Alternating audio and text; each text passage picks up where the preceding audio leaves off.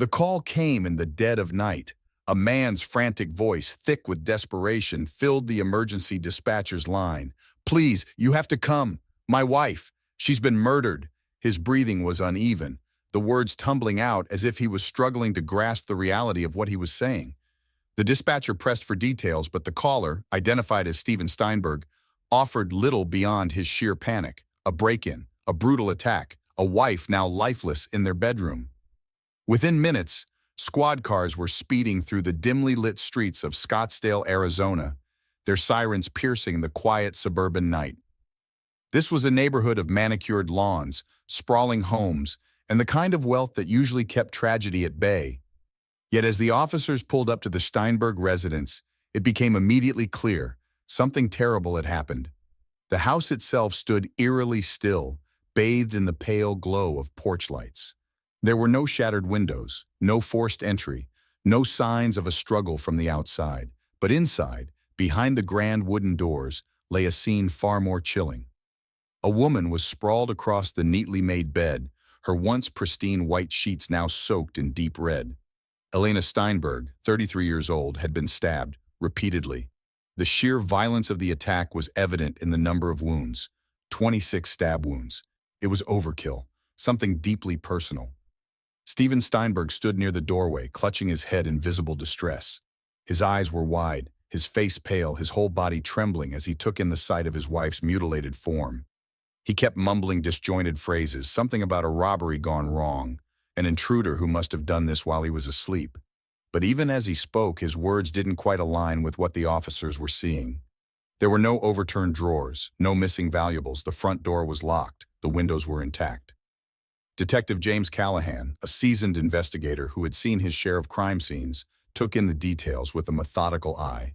The first question in his mind wasn't who did this, but rather, how did they get in? The forensic team moved in, examining the body, the room, the entire house. Blood splatter analysis suggested that Elena had been attacked while lying down, meaning she had been completely vulnerable. There were no defensive wounds on her hands, no evidence she had fought back. That fact alone made the home invasion story shaky. And then there was the matter of the missing weapon. If this had been a random attack, why would the killer take the murder weapon with them? What kind of burglar, one who didn't steal anything, didn't force their way in, would commit such an excessively violent crime and then leave without a trace? The weight of the inconsistencies bore down heavily on the investigators. Then there was Steven himself. The grieving husband was in shock, or at least that was the assumption. He was hyperventilating, his hands shaking as he wiped at his face, repeating, oh God," over and over. But there was something off. His clothes weren't stained with blood. His body showed no signs of a struggle. And there was one detail that Detective Callahan couldn't ignore. Steven had no injuries.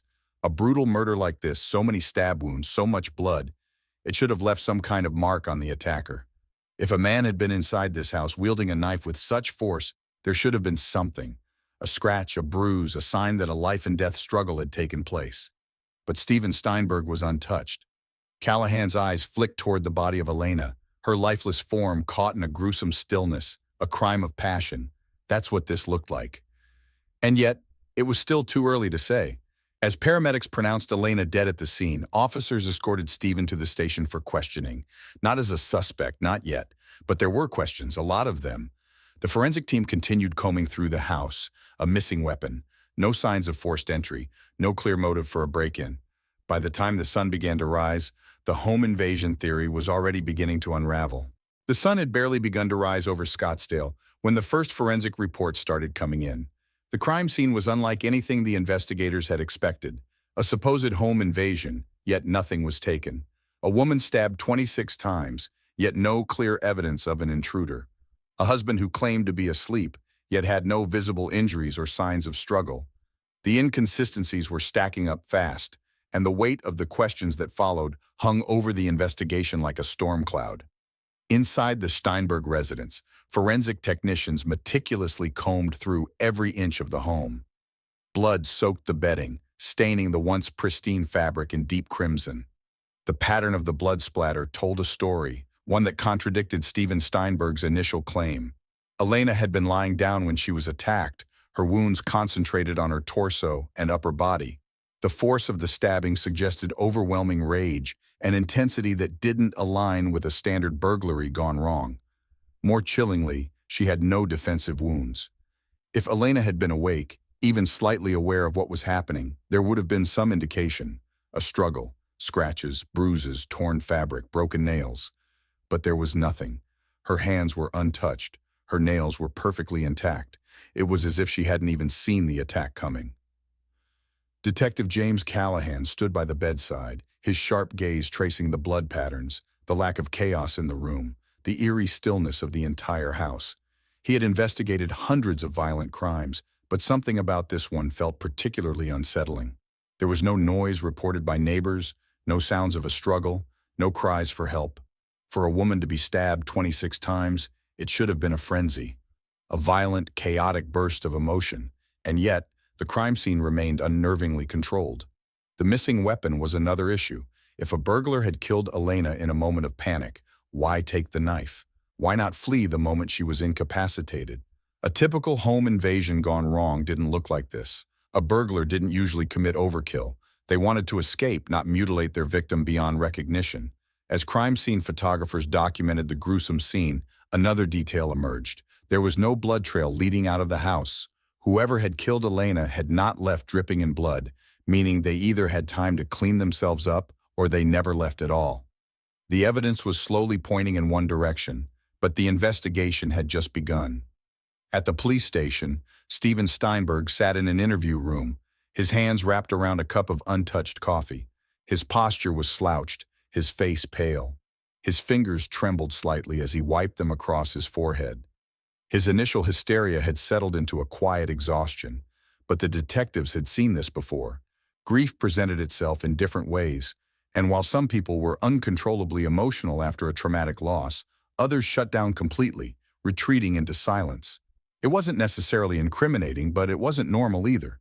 Detective Callahan entered the room, dropping a folder onto the table with a quiet thud. He watched Stephen carefully, assessing every twitch, every breath, every flicker of emotion, or lack thereof. Stephen barely looked up. His voice, when he finally spoke, was hoarse. "Do I need a lawyer?" It was an immediate red flag. Callahan had been through enough of these interrogations to know that innocent people who had just lost someone they loved, didn't usually think about legal representation before anything else. They demanded answers. They begged for justice. Instead, Stephen was already thinking about self-preservation. "Not yet," Callahan said, choosing his words carefully. "Right now, we're just trying to understand what happened." Stephen nodded, but his eyes remained fixed on the table. I was sleeping," he said finally, voice barely above a whisper. "I didn't hear anything. I woke up and she was already gone." Callahan didn't respond immediately. Instead, he studied the man in front of him. The sheer violence of the crime didn't match the way Stephen carried himself. He wasn't acting like someone who had just lost his wife in a gruesome attack. He was too detached, too rehearsed. "Tell me about your wife," Callahan said instead, a hesitation. Just a flicker. She was a good woman," Stephen said, but there was a coldness to the statement, as if he were reciting something rather than truly grieving. The silence stretched between them. Callahan leaned back, making a mental note. He wasn't going to push, not yet. The truth had a way of revealing itself, and right now, something about Steven Steinberg didn't feel right. As the investigation progressed, more cracks began to show. A search of the house revealed something strange. No valuables were missing. The expensive jewelry Elena owned was untouched. The cash in their safe remained undisturbed. The crime didn't appear to be motivated by robbery at all. Even stranger was the fact that Stephen's clothes from the night before were completely clean. No traces of blood. No evidence that he had even been near the crime. It didn't make sense, unless he had time to change before calling the police.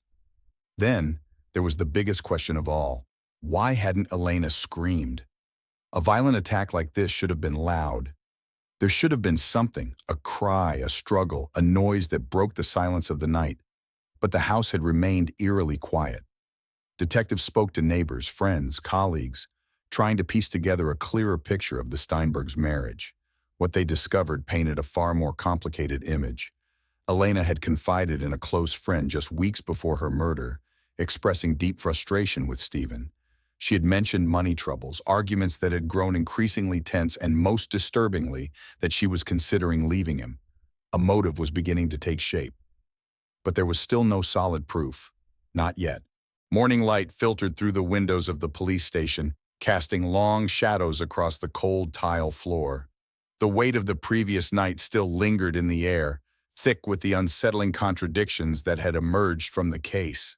Elena Steinberg was dead, stabbed 26 times in what should have been a chaotic, frenzied attack. Yet everything about the scene told a different story, one that didn't align with a typical home invasion. The questions continued to mount, each one pressing heavier against the framework of Steven Steinberg's narrative. The forensic team had worked through the night, methodically analyzing every piece of evidence recovered from the Steinberg residence. Detectives Callahan and Ruiz waited patiently for the results, knowing that science often held the answers that human testimony could obscure. Blood patterns, fingerprints, fibers, these were the silent witnesses, the undeniable truths that could either confirm or dismantle Steven's version of events. What they found only deepened the mystery. First, there was the complete absence of foreign DNA. No unknown fingerprints, no stray hairs, no signs of another presence in the house that night. If an intruder had entered, they had done so with an almost supernatural ability to leave no trace behind.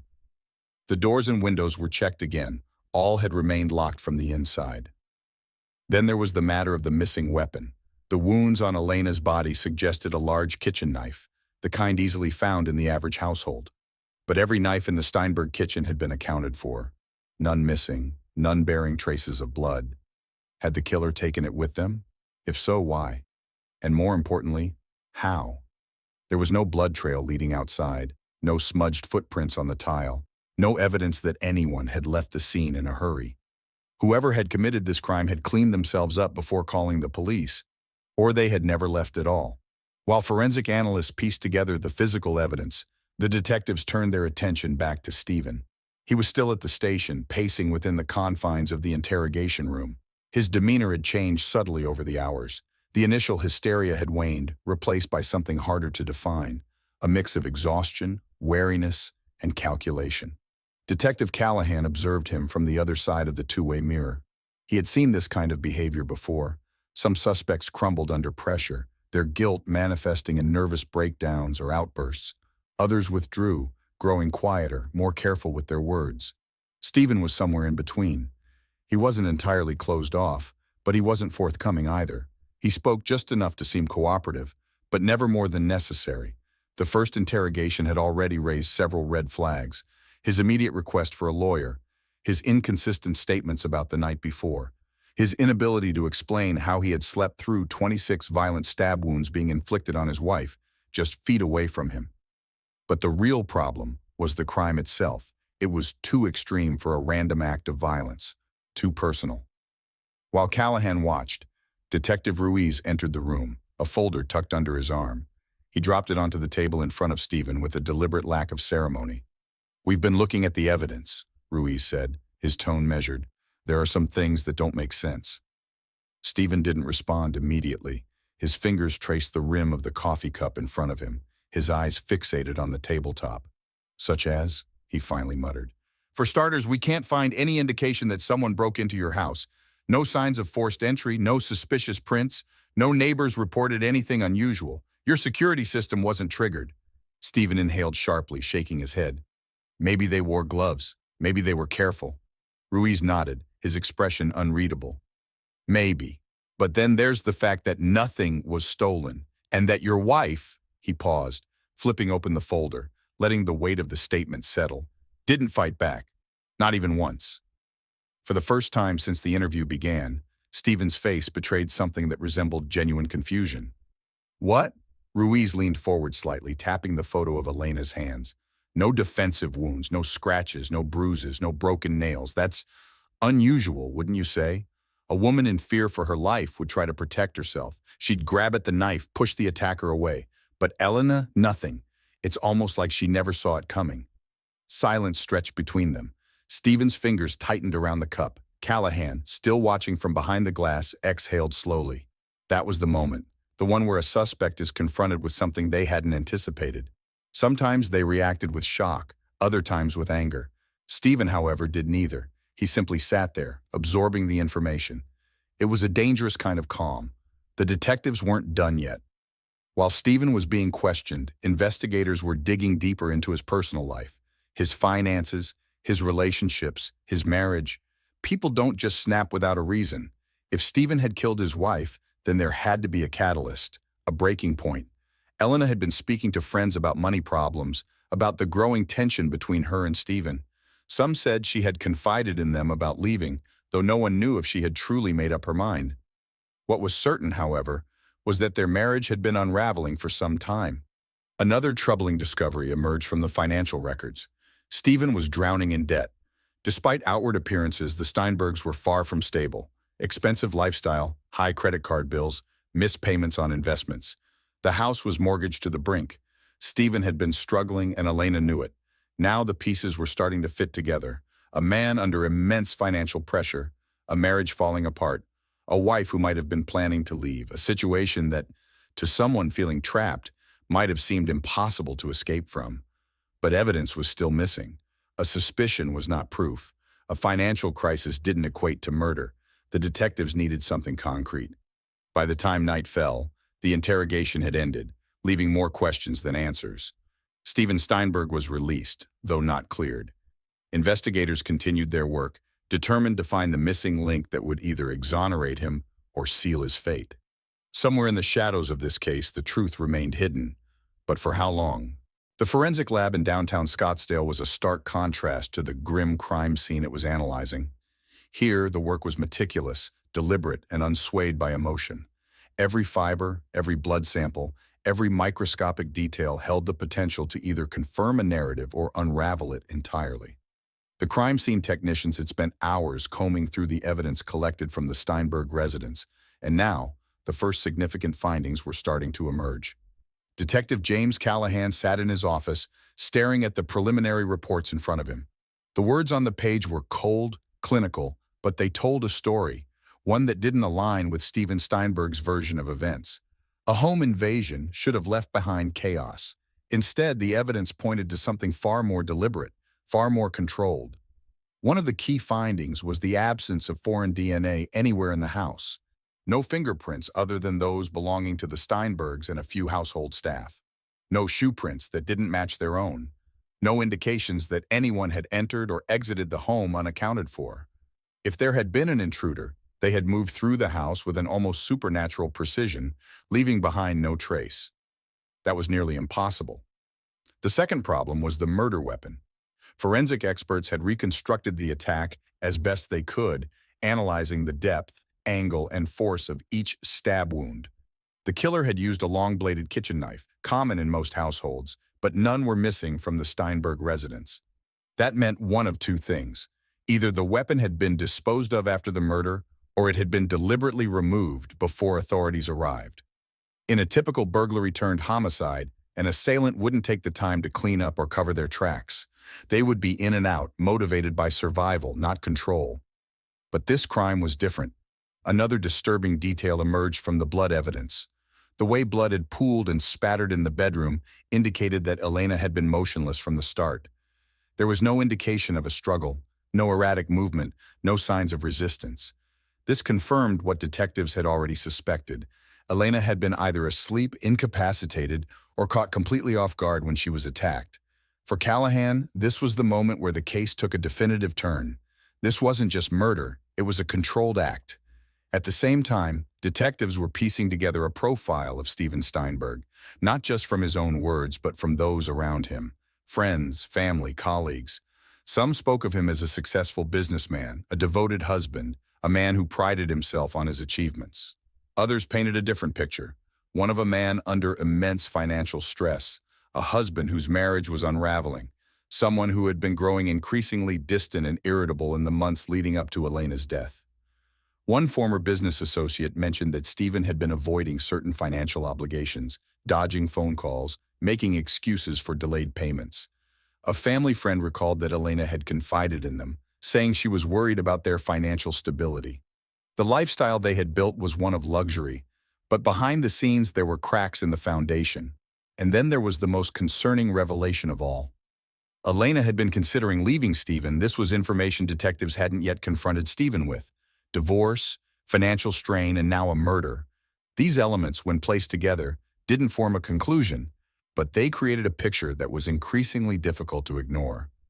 Meanwhile, investigators were working on a crucial piece of the puzzle: Stephen's physical state on the night of the murder. He had presented himself as a grieving husband, frantic and in shock.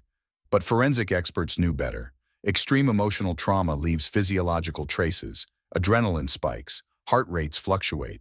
People who commit violent crimes often exhibit signs: heightened stress levels, elevated blood pressure, micro-injuries from the attack.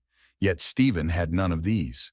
His body showed no signs of exertion, no bruises, no scratches, no indications that he had fought with anyone. His clothes were spotless. The crime scene was brutal, yet Stephen had emerged from it without a single stain of blood on him. That was unnatural. The forensic pathologist was particularly interested in one detail: the timeline of death. The first assessment had estimated Elena's time of death within a 3-hour window before Stephen's 911 call. But after a more thorough examination, they realized she had been dead for longer than initially thought. Stephen's story about waking up and discovering his wife's body was beginning to collapse under scrutiny. Callahan set the reports down, exhaling slowly. This case was no longer about proving Stephen's involvement. It was about finding the evidence to confirm what everyone in that room already suspected. The problem was, Stephen Steinberg wasn't a man who made mistakes easily. If he had killed his wife, he had taken careful steps to cover his tracks, but no one could erase everything. Somewhere, hidden within the details, was the one mistake that would break this case open, and Callahan was determined to find it. The Scottsdale Police Department had seen its share of homicides, but something about this case felt different. The crime itself was vicious, excessive, and deeply personal, yet the scene was oddly methodical. No signs of a struggle, no defensive wounds, no forced entry. It was as if Elena Steinberg had been killed not in a moment of panic, but in an act of cold deliberation. And still, they had no physical evidence linking anyone to the crime. Detective James Callahan leaned over the evidence board in the precinct's main investigation room. Across the wall, pinned between crime scene photos and forensic reports, was a timeline of Elena's final night. If they couldn't determine exactly what happened inside that house, they would have to reconstruct what led up to it. Somewhere in the hours before her death, there had to be a clue, a misstep, an inconsistency, a contradiction that would finally crack the case open. They started from the beginning. The last confirmed sighting of Elena Steinberg was at a small Italian restaurant near downtown Scottsdale. She had met with a friend for dinner, an outing that, by all accounts, had seemed normal. The waiter who served them remembered her well. She had been polite, soft-spoken, and seemed relaxed. Nothing in her demeanor suggested that she was afraid or troubled. But something had changed by the time she left the restaurant. Elena's friend later recalled that toward the end of their meal, Elena received a phone call. She didn't answer it right away. Instead, she had stared at the screen for a few seconds before silencing it and slipping the phone into her purse. The change in her mood had been subtle but noticeable. Her smile had faded, her posture had stiffened. "Is everything okay?" her friend had asked. Elena had forced a small smile. "Yeah, just Stephen." It was a harmless response on the surface. Husbands called their wives all the time, but the way she said it, the tension in her voice suggested otherwise. It wasn't just a check-in, it was something else. She had left the restaurant around 9 p.m., waving goodbye to her friend before walking toward the parking lot. Surveillance footage from a nearby bank camera captured her unlocking her car and getting inside. She sat there for nearly 5 minutes before pulling out onto the street. Where she went next was crucial. Elena arrived home at approximately 9:30 p.m. From that moment on, her final hours became a blank space. No phone calls, no texts, no social media activity. She had vanished into the silence of her own home. And 3 hours later, she was dead. As detectives mapped out the final moments of Elena's life, forensic analysts were conducting a far more meticulous examination of the Steinberg residence. The house itself was spotless, too spotless. A luminal test of the bedroom revealed something strange.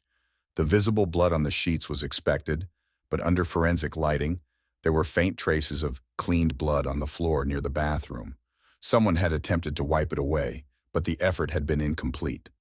That discovery raised a crucial question. Had Elena been attacked somewhere else first? If she had, that could explain why there were no defensive wounds. If she had been rendered unconscious in another part of the house, She would have had no chance to resist once the final attack began. As crime scene investigators searched deeper, they found another troubling detail in the bathroom sink. It had been scrubbed clean, but traces of diluted blood remained inside the drain. Someone had washed their hands there. Back at the station, Callahan pushed deeper into the forensic reports. One particular absence stood out: Steven Steinberg's clothing from the night of the murder. When police arrived, Steven had been wearing a fresh, unstained t-shirt and sweatpants. Not a single drop of blood was found on his clothes. That was impossible. Forensic specialists knew that the act of stabbing, especially with the force required for 26 wounds, was violent. Blood wouldn't just appear on the attacker's hands. It would be on their sleeves, their chest, even their face. Yet, Steven had been completely clean. It raised the obvious question: where were the clothes he had been wearing when Elena was killed? A search of the house yielded nothing. If they had been thrown away, where? If they had been burned, why was there no evidence of it? Then a call came in from a forensic technician. They had just finished analyzing a towel from the master bathroom. Under regular lighting, it had appeared unremarkable, but under forensic processing, it revealed microscopic traces of blood.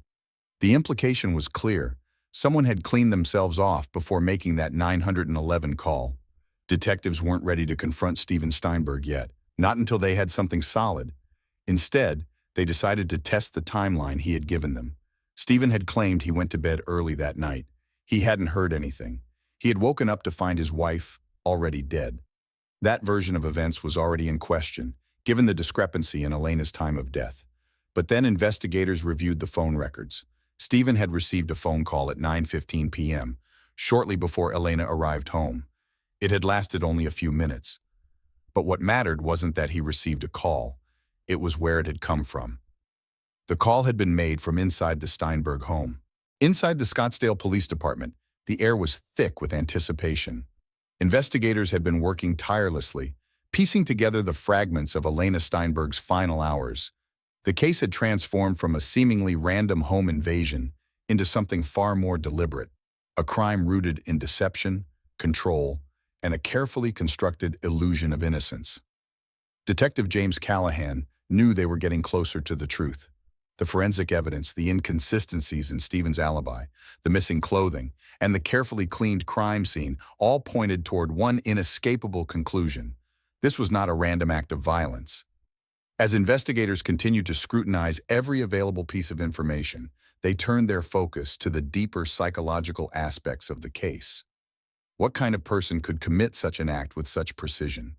The sheer brutality of the murder, combined with the absence of any physical struggle, suggested not just premeditation, but an almost chilling detachment. The crime scene was not chaotic. It was not the work of someone who had lost control in a fit of rage. It was clinical, deliberate, methodical. Whoever had done this had thought it through, taken the time to erase traces of their actions, and then presented themselves as a grieving spouse. Psychologists often describe a particular type of killer, one who doesn't react emotionally after committing an act of violence, but rather treats it as a necessary action. This kind of individual doesn't panic. They don't break down. They adapt. Steven Steinberg had displayed all the hallmarks of this behavior. He had cried when the officers arrived, but not in a way that felt raw or uncontrolled. His breakdown had seemed rehearsed, as if he knew what was expected of him in that moment. And now, with the discovery of traces of clean blood in the bathroom, the absence of a murder weapon, and the glaring holes in his alibi, detectives were beginning to see the crime for what it truly was. But they still needed the final piece: the undeniable, irrefutable evidence that would seal the case. Investigators decided to take a closer look at the couple's financial records, phone activity, and past behavioral patterns. They needed to understand the exact state of the Steinberg marriage in the weeks leading up to Elena's murder. If they could pinpoint a catalyst, a breaking point, it could strengthen their case. They uncovered something troubling. While Steven Steinberg had appeared financially stable on the surface, the truth was far different. His business ventures were failing, debt was mounting, credit cards maxed out, mortgage payments delayed, investment losses piling up. Elena, on the other hand, had been preparing for something. She had been making large bank withdrawals in the weeks before her death. She had met with a divorce attorney just days before the murder. Had she confronted Steven about leaving? If so, that conversation might have been the final spark that ignited this crime. This was not an impulsive act of passion. It was the result of a calculated decision. Then came the breakthrough that changed everything. Forensic technicians had enhanced the phone records from the night of the murder. They had analyzed the call made to Stephen's phone while Elena was at dinner. The number traced back to the landline inside the Steinberg home. There had been no intruder that night. There had only been two people inside that house. One of them never left alive. The weight of that realization hung heavy over the investigation. They had built a compelling case, but now they had direct evidence that Stephen had been awake and active during the critical hours when he claimed to be asleep. The last remaining question was, what was his next move? If Stephen knew the walls were closing in, would he continue to deny involvement, or would he break? Callahan and his team knew it was time to bring him back in. The next interrogation would determine everything. The facade was crumbling. The truth was about to be exposed. The Scottsdale Police Department had seen countless suspects brought into their interrogation rooms, but this was different. This wasn't just about gathering information anymore.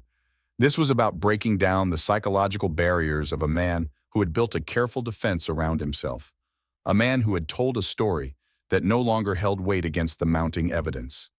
Stephen Steinberg sat in the same chair he had occupied days earlier, but something had changed. The initial shock, the carefully measured grief, the panicked insistence that he had no idea what had happened to his wife, all of it had faded into something else.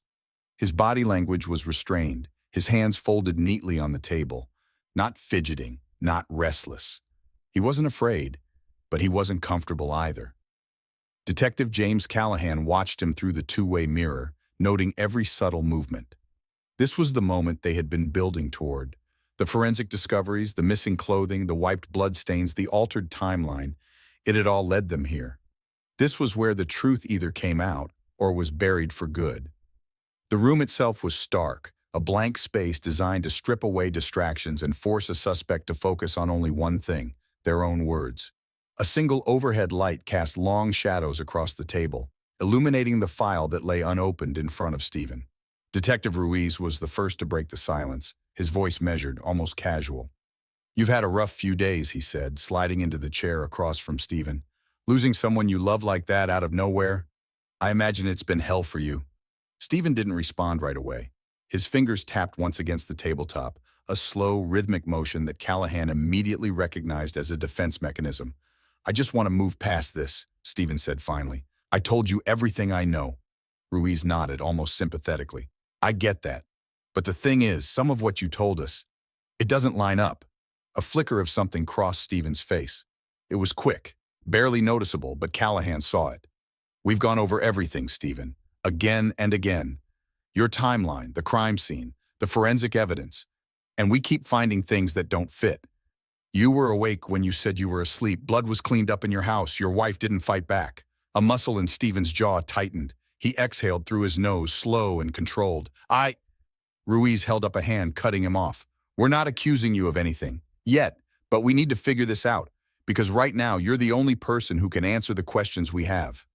Callahan stepped in then, his presence heavier than Ruiz's. He was the one suspects usually feared the most, not because he was aggressive, but because he was patient, because he let silence do the work for him. Stephen shifted in his chair, clearly uncomfortable now. The weight of the investigation was closing in. And then came the moment Callahan had been waiting for. A bead of sweat formed at Stephen's temple. It was small, almost imperceptible, but it was the first real crack in his composure. Ruiz flipped open the folder in front of him. Inside were the photos, the luminol test results showing the wiped bloodstains, the forensic analysis of the missing clothing, the breakdown of Stephen's bank records. He didn't push them toward Stephen. He didn't need to. "Let's talk about the night Elena died," Ruiz said. And then, the pressure truly began. The investigation had reached a critical point. There was no longer any room for vague speculation. The detectives weren't just relying on intuition anymore. They had proof. Stephen had claimed he was asleep when Elena was murdered. That statement had been one of the first things detectives had doubted, but now they had a way to dismantle it entirely. The call records showed that Stephen had been awake and using the home's landline at 9:15 p.m., roughly 15 minutes before Elena arrived home from dinner. That fact alone shattered his alibi. If he had been awake, why had he lied? If he had been up and active, why had he claimed he was asleep? The missing clothing presented another damning piece of the puzzle.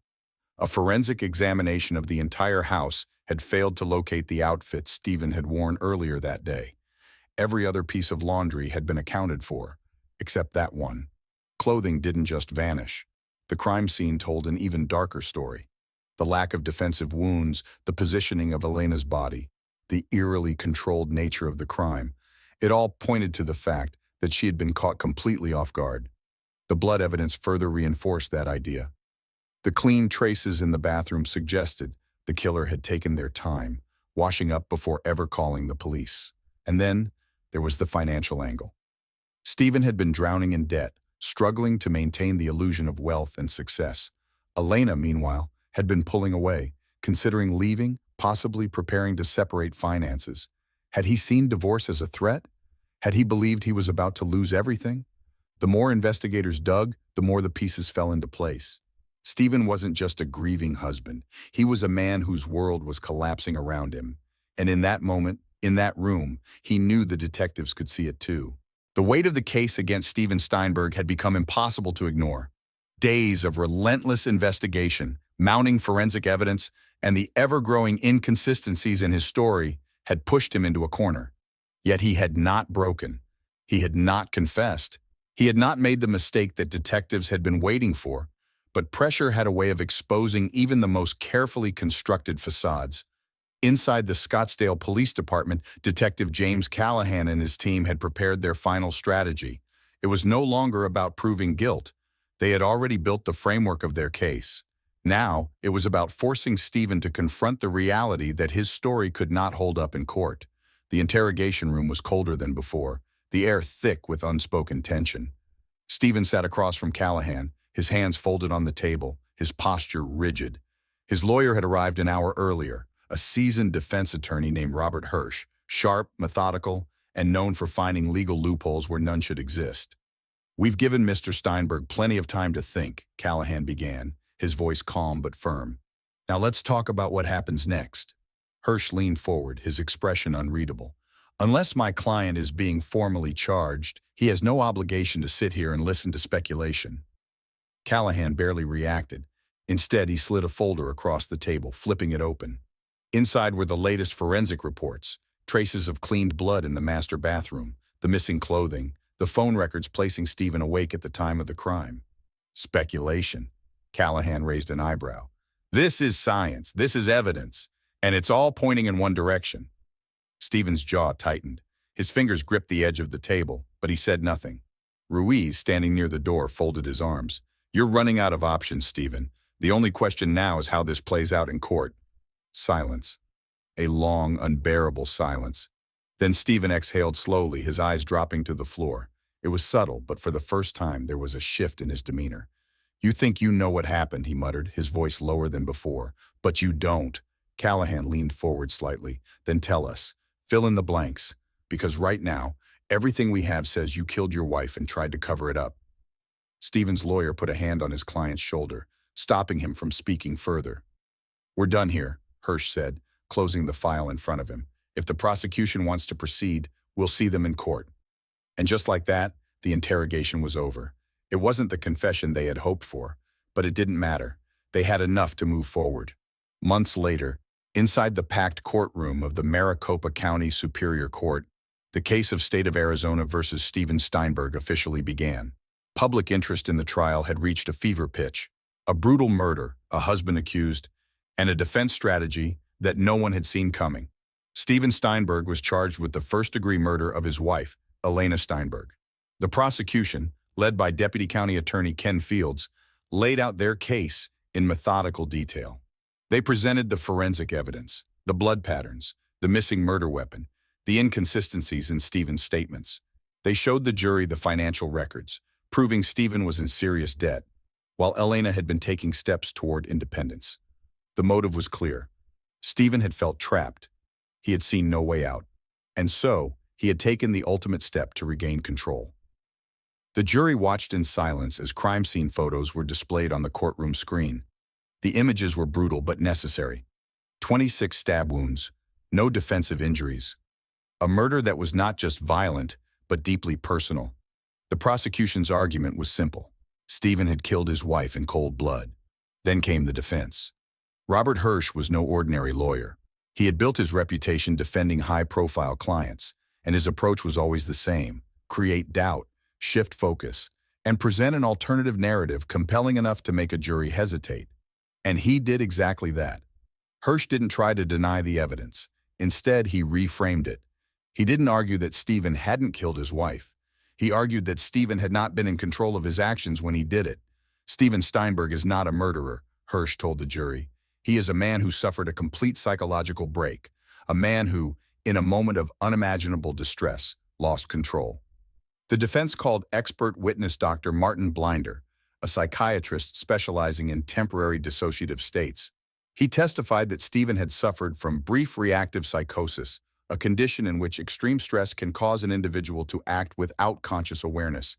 He wasn't thinking, he wasn't reasoning, Blinder explained. In that moment, Stephen was not himself. He was a man drowning in emotional turmoil, reacting in a state of temporary insanity. The courtroom remained eerily silent. This was the moment the entire case hinged on. If the jury believed that Stephen had been mentally incapacitated at the time of the crime, he could not be found guilty of first-degree murder. The prosecution would need to prove not just that Stephen killed Elena, but that he did so with premeditation and intent. And suddenly, what had seemed like an open and shut case became something far more complex. After days of deliberation, the jury returned to the courtroom. The tension was unbearable. Family members of both Stephen and Elena sat in the gallery waiting for the words that would decide everything. The foreman stood, clearing his throat. In the case of State of Arizona v. Stephen Steinberg, we find the defendant. A pause. Not guilty by reason of temporary insanity. Gasps rippled through the courtroom, some in shock, others in outrage. Stephen Steinberg was a free man. The ruling sent shockwaves through the legal community. Could a man truly commit such a brutal crime and walk away without serving a single day in prison? For Elena's family, it was a devastating blow. They had lost her once, and now it felt like they had lost justice for her as well. For the prosecution, it was a bitter defeat, not because they lacked evidence, but because the law had been maneuvered in a way that made conviction impossible. And for Stephen Steinberg, it was the beginning of a new life, one that many believed he did not deserve. The verdict had been delivered, but the echoes of the trial continued to reverberate far beyond the walls of the courtroom. Stephen Steinberg was a free man, yet freedom did not bring redemption. It did not erase the weight of what had happened. It did not undo the fact that Elena Steinberg, a woman full of life and ambition, had been brutally murdered in her own home, and the man who stood accused of taking her life had walked away unpunished. The legal system had spoken, not guilty by reason of temporary insanity, a ruling that, in theory, acknowledged the crime but removed culpability from the man who committed it. To some, it was a legal loophole exploited to perfection. To others, it was a terrifying precedent that a person could kill in a violent frenzy and evade responsibility entirely. Elena's family sat in stunned silence as the courtroom emptied. Her parents, her siblings, the people who had loved her most. They had clung to the hope that justice would be served, that the man who had taken her life would pay the price. But now they were left with nothing. Outside the courthouse, reporters swarmed, microphones flashing, voices colliding over one another in a chaotic attempt to capture the reaction. Was justice served? Was the jury manipulated? Was this the right outcome? Stephen did not speak to the press. His attorney, Robert Hirsch, handled the questions, brushing off criticism, calling the case a landmark ruling in recognizing the impact of psychological distress on human behavior. But no amount of legal jargon could change the fact that a man had killed his wife and walked out the front doors of the courthouse without a single day in prison. For the prosecution, it was a bitter pill to swallow. Deputy County Attorney Ken Fields had built what should have been an airtight case. A motive, forensic evidence, inconsistencies in Stephen's statements. He had been confident that the jury would see through the defense's strategy, that they would recognize the crime for what it was, a deliberate act of murder. But now, staring at the flashing headlines, he was left to wonder what more could have been done. The jurors had deliberated for hours, torn between the horror of the crime and the persuasive arguments made by the defense. Had Stephen truly lost control in a psychological break, or had he simply found the perfect excuse? In the end, the law had left room for doubt, and that doubt had saved him.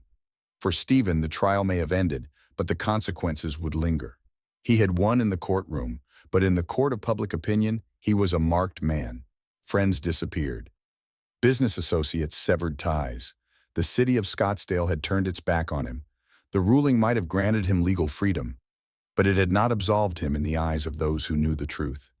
He sold the house where Elena had died, moved away from the neighborhood where people whispered his name with contempt.